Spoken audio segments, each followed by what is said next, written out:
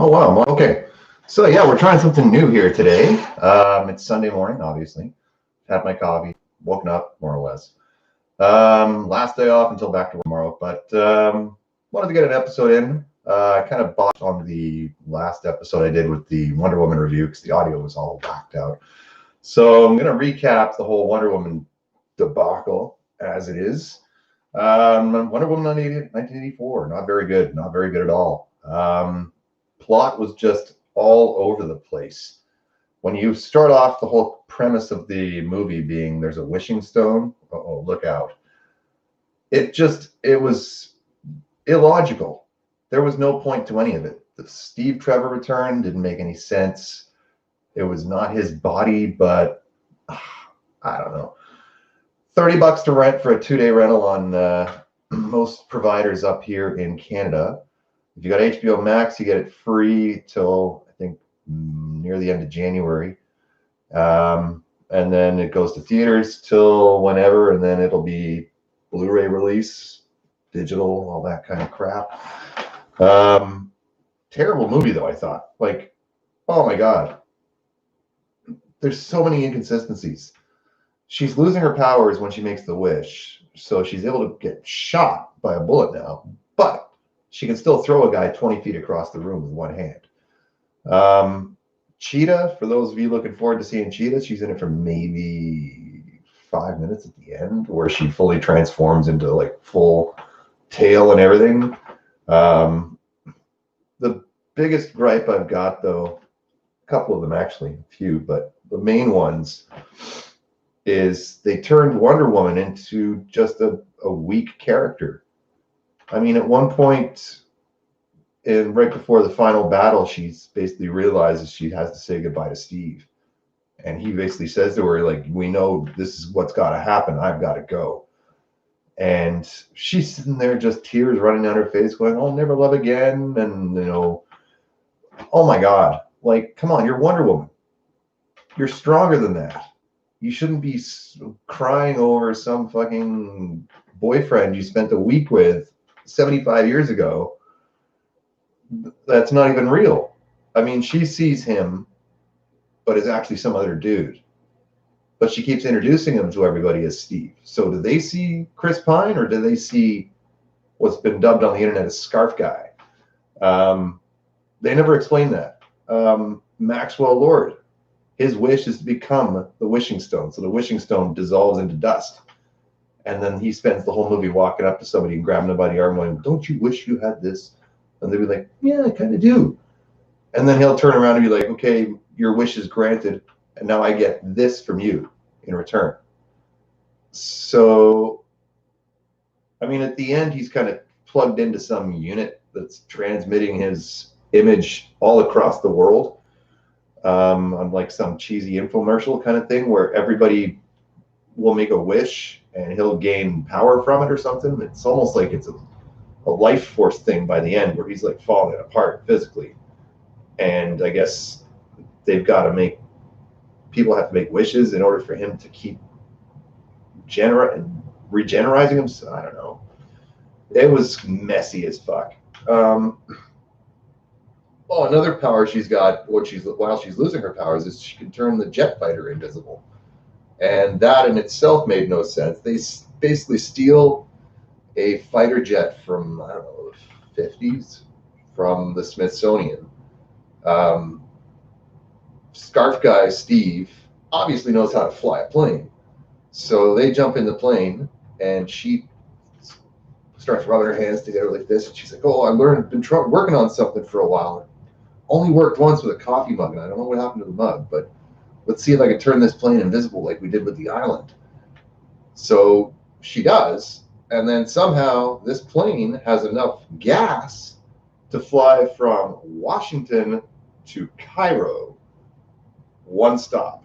Like, And then when they get to Cairo, they're in a freaking jaunty old car riding along, trying to chase after Max Lord's convoy of soldiers he's got now.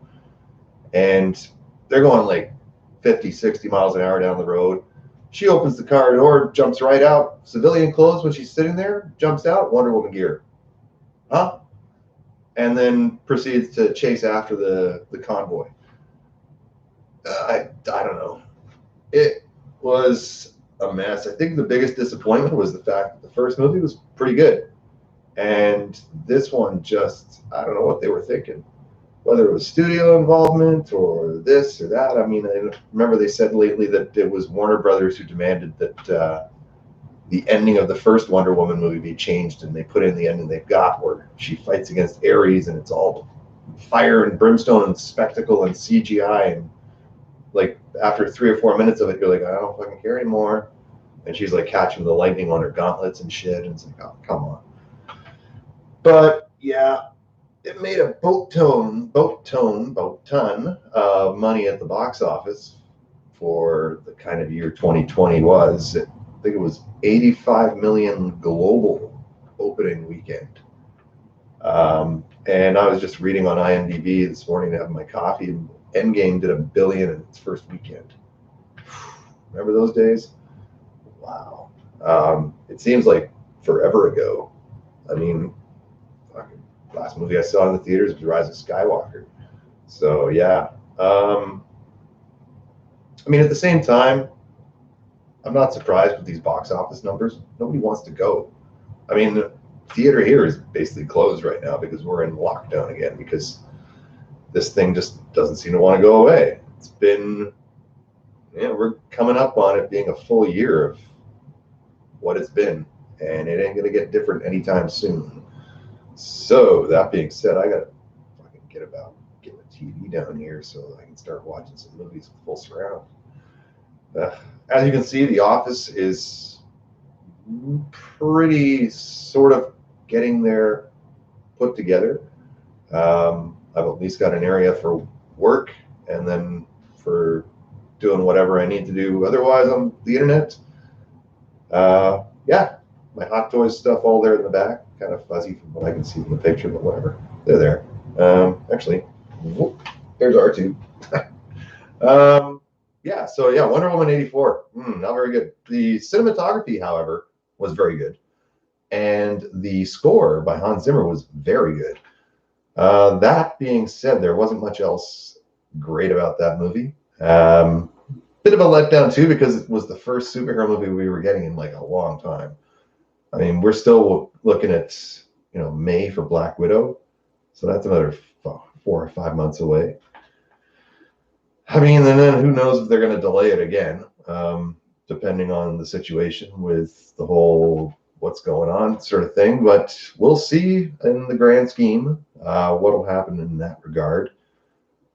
Stay tuned to not this channel, because I'm not going to be covering that. Go watch CNN or Sanjay Gupta, or I don't know if Fauci's got himself a YouTube station yet or not, but that kind of thing.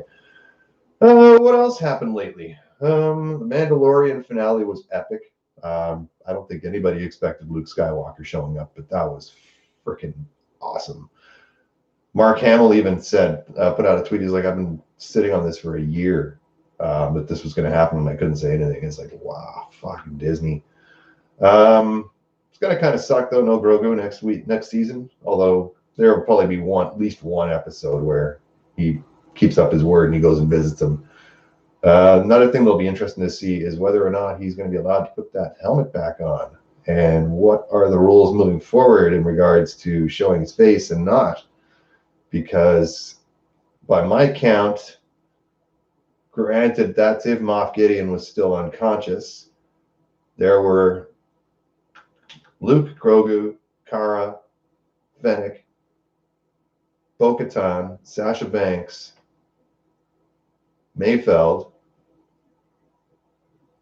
and Luke. Did I mention Luke? They've all seen his face. So, and not counting the Imperials that saw his face that got shot to death in the cantina on the last episode where they were on that base. But yeah, interesting to see where it's going to go. I think they're planning on getting the Boba Fett show out first, tuning it up with that, and then I think we're probably looking 2022-ish for probably Mando season 3, because of the Fett show's coming out Christmas, unless they drop Mando in October. They even started shooting it yet. I mean, they've got the volume now, so shooting an episode is pretty straightforward. But it still takes time to shoot this, and with the restrictions and lockdowns and everything else, who's got the clearance to be able to go and start shooting shit right now? Probably not many people. Yeah, so next show to come up is, well, Cobra Kai season 3 just started on Netflix, so I'm starting to watch that. WandaVision's on the 15th of January, so that's coming up real soon. Then they're saying WandaVision's going to run from January 15th to March 5th. So 8 episodes, 6 to 8 episodes. March 15th is going to be Falcon and Winter Soldier. And that's going to be, I think, 6 episodes, Marvel was saying. 6, maybe 8. I don't know. But either way, there's a lot of stuff coming up. And then basically Falcon and Winter Soldier will basically lead up to Black Widow hitting theaters beginning of May. And then from so forth and so forth. Spider-Man 3 is shooting right now. They're still saying to be determined on Tobey Maguire being in the movie, although they've got Alfred Molina and the whole rest of the cast I talked about last episode coming back already. So, I'm not expecting much footage of any of these alternate reality Spider-Mans in this movie. Probably about 10, 15 minutes most. Probably third act, final battle, coming in swinging. No pun intended. But yeah, it'll be interesting to see what happens. They were promising some sort of footage or a teaser trailer by the end of 2020 for the new Spidey movie, and nothing. There's been set photos, a couple of set videos, I think, kicking around, a couple of fan-made trailers speculating what's going to happen, sort of thing. But we'll wait and see for any confirmed official announcement from Warner. Huh? God, I need more coffee. From Sony or Marvel. But that'll probably be in the next few weeks, maybe closer to spring break, March-ish kind of time frame. But I mean, there's still going to be set photos dropping because they're still filming right now. And then I think Doctor Strange 2 is starting to film soon as well. I think after Spider-Man. There's a lot of stuff coming down the pipe, that's for sure. When we're going to eventually see it, though, is the question with the situation and all the rest, blah, blah, blah. But there's going to be potentially a lot of good movies coming up someday. So anyway, let's see. I'm going to get another coffee because I am half asleep right now. Might do another stream later on today. For the meantime, there's my 2 cents worth on Wonder Woman. And a little bit about Mando. I'll have to make notes of what I've been covering and not covering. And we will catch you on the next video. Ciao for now.